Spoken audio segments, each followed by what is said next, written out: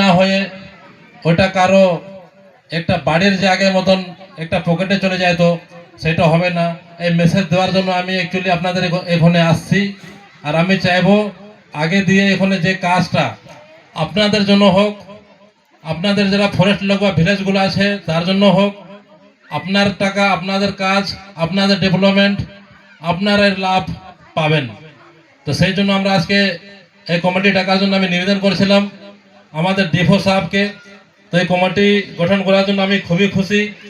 আমাদের ফরেস্টের সবাই অফিসাররা এখানে উপস্থিত আছেন, খাস করে আমাদের দোয়েজা প্রতিম সেন আইপিএস ডিএফও সাহেব নিজে এখানে উপস্থিত আছেন। আমি ধন্যবাদ জানাবো ওনাকে যে ওনার কিমতি সময় দিয়ে আজকে আমাদের এই কমিটি গঠনে নিজে আসছেন। আমাদের এডিএফও ম্যাডাম আছেন, আমাদের সমাজসেবী এখানে মুনা আলমজি আছেন, আমাদের সমাজসেবী দিগম্বর দা, মজনু দা,